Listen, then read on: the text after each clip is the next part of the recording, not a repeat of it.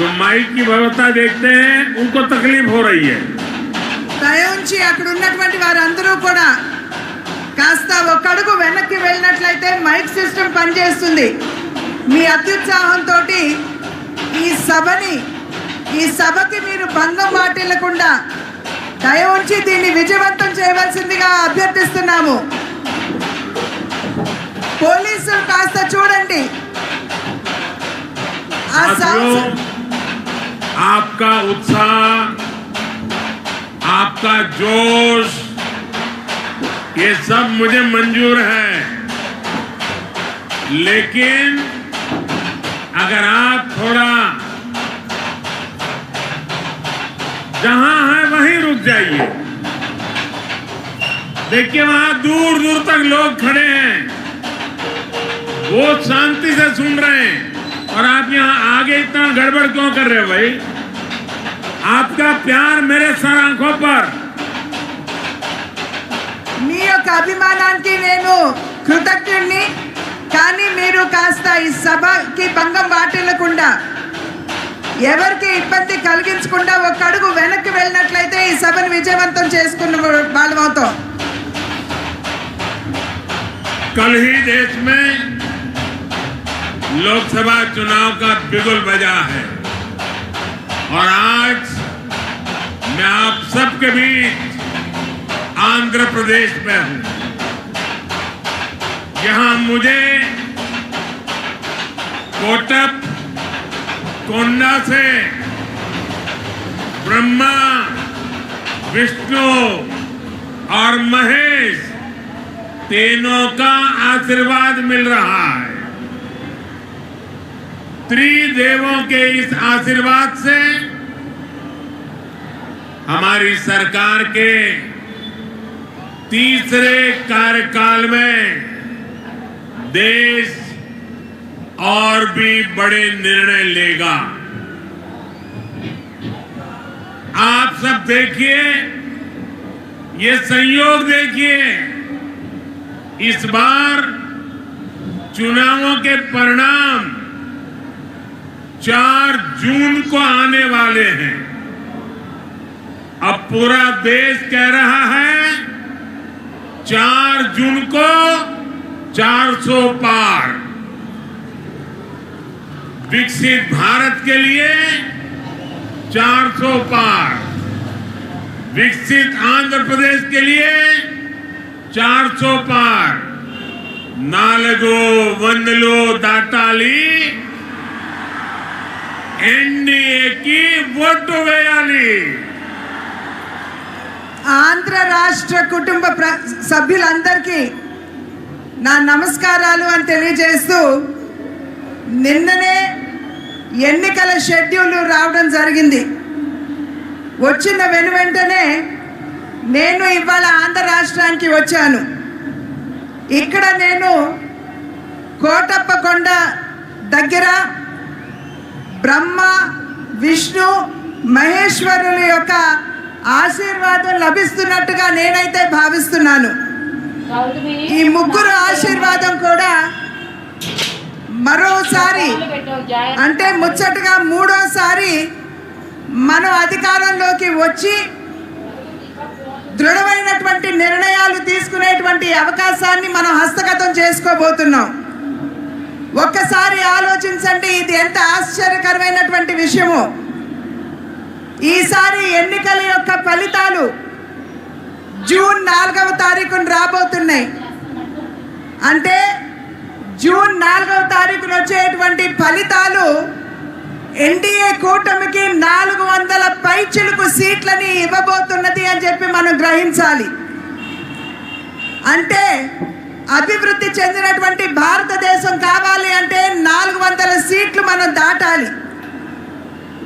అభివృద్ధి చెందిన ఆంధ్ర రాష్ట్రాన్ని చూడాలంటే ఎన్డీఏ కూటమికి 400 పైచిలుకు సీట్లు మీరు అందివ్వాలి. కనుక మీరందరూ కూడా నడుం బిగించి రాబోయే ఎన్నికల్లో ఎన్డీఏ కూటమికి 400 సీట్లు పైచిలుకుగా అందే విధంగా మీరందరూ కూడా కష్టించి కృషి చేయాలి. साथियों,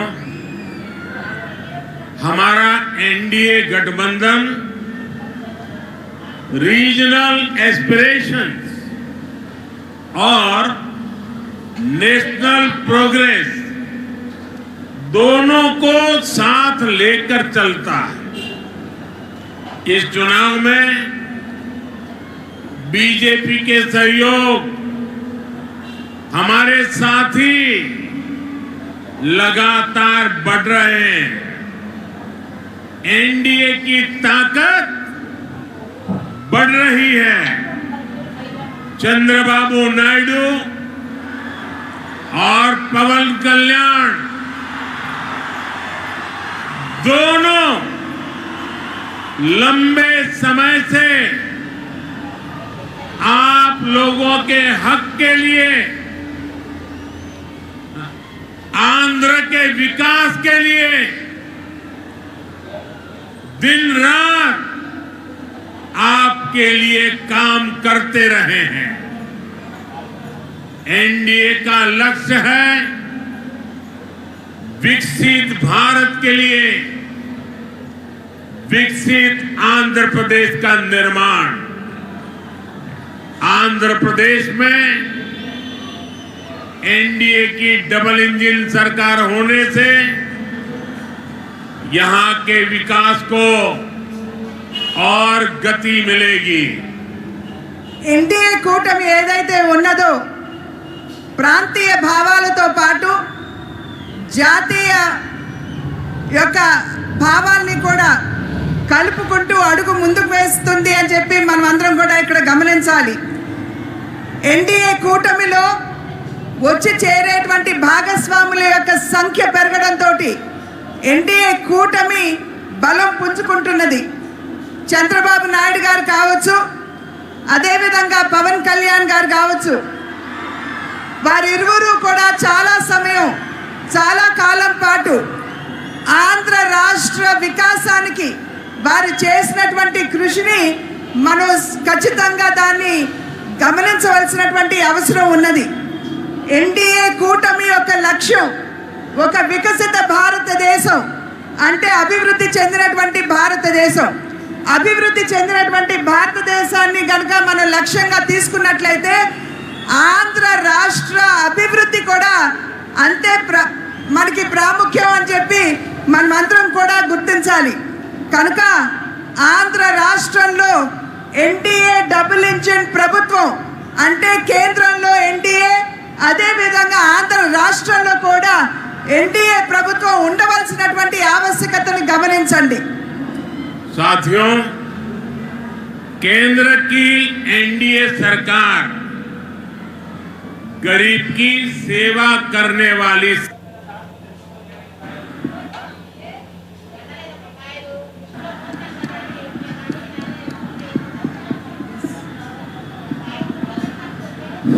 गरीब की सेवा करने वाली सरकार है।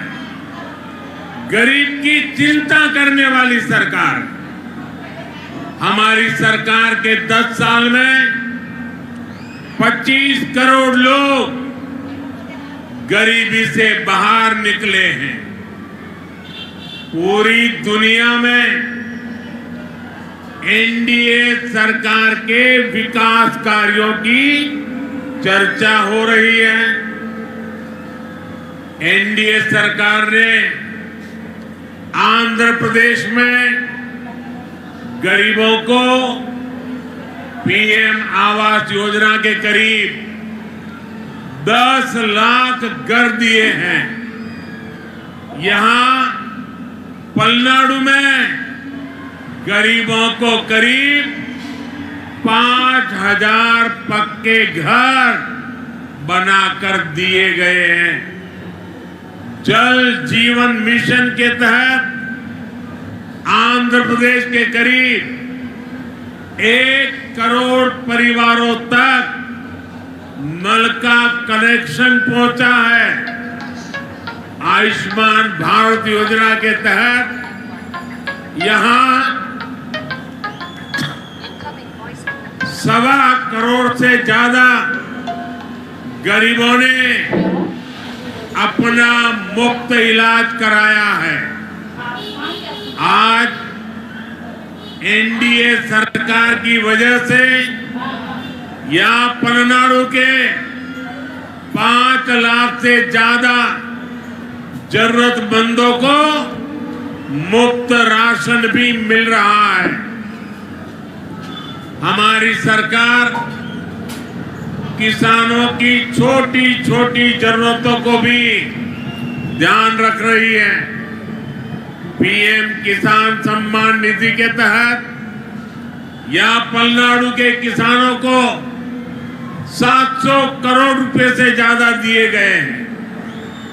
यहां केंद्र सरकार की योजनाएं और बेहतर तरीके से लागू हो, इसके लिए आपको ज्यादा से ज्यादा संख्या में एनडीए के सांसद, एनडीए के विधायक, इनको जिताना है। एनडीए के सभी सांसद, एनडीए के सभी विधायक बहुत सेवा भाव से आपके लिए काम करेंगे, ये मोदी की गारंटी है। కేంద్రంలో ఉన్నటువంటి ఎన్డీఏ ప్రభుత్వం ఏదైతే ఉన్నదో సేవా నిరతితోటి దేశంలో ఉన్నటువంటి వారందరికీ కూడా సేవలు అందించడంలోనే నిమగ్నమై ఉన్నది అని చెప్పి మీ అందరికీ తెలియజేస్తూ, దేశంలో ఉన్నటువంటి పేదవాడి గురించి ఆలోచించేటువంటి ప్రభుత్వం ఎన్డీఏ ప్రభుత్వం. ఇవాళ దగ్గర దగ్గర 30 కోట్ల మందిని, దేశ జనాభాలో 30 కోట్ల మందిని పేదరికం నుండి వెలుపలికి తీసుకొచ్చినటువంటి ఘనత కూడా ఎన్డీఏ ప్రభుత్వానికే దక్కుతుంది అని చెప్పి తెలియజేస్తున్నాను. ఎన్డీఏ ప్రభుత్వం ఏదైతే ఉన్నదో ఇవాళ ప్రధాన మంత్రి ఆవాస్ యోజన కింద రాష్ట్రానికి 10 లక్షల ఇళ్ళు ఇవ్వడం జరిగింది. ఈ 10 లక్షల ఇళ్లలో పల్నాడు ప్రాంతంలో దగ్గర దగ్గర 5,000 పక్కా గృహ నిర్మాణం ఈ పల్నాడు ప్రాంతంలోనే పేదల కోసం చేశారు అని చెప్పి మీకు తెలియజేసుకుంటున్నాను. జల్ జీవన్ మిషన్ అంటే పేదవారికి త్రాగటానికి శుద్ధమైనటువంటి నీరు అందించే కార్యక్రమంలో భాగంగా ఆంధ్ర రాష్ట్రంలో దగ్గర దగ్గర 1 కోటి కుటుంబాలకి మరి ఎటువంటి డబ్బు తీసుకోకుండా ఉచితంగానే నల్లా కనెక్షన్లు ఇచ్చినటువంటి విషయాన్ని కూడా మీ అందరికీ తెలియజేస్తున్నాను. ఆయుష్మాన్ భారత్ అనేటువంటి ఒక బృహత్తరమైనటువంటి కార్యక్రమం పేదల యొక్క ఆరోగ్యాన్ని దృష్టిలో పెట్టుకుని ఆయుష్మాన్ భారత్ కింద దగ్గర దగ్గర 1,25,00,000 మందికి ఇవాళ ఆయుష్మాన్ భవ కింద వారికి ఎటువంటి డబ్బు తీసుకోకుండా ఉచితంగానే వైద్య సౌకర్యాన్ని కేంద్ర ప్రభుత్వం అందిస్తున్నటువంటి విషయాన్ని కూడా మీకు తెలియజేస్తున్నాను.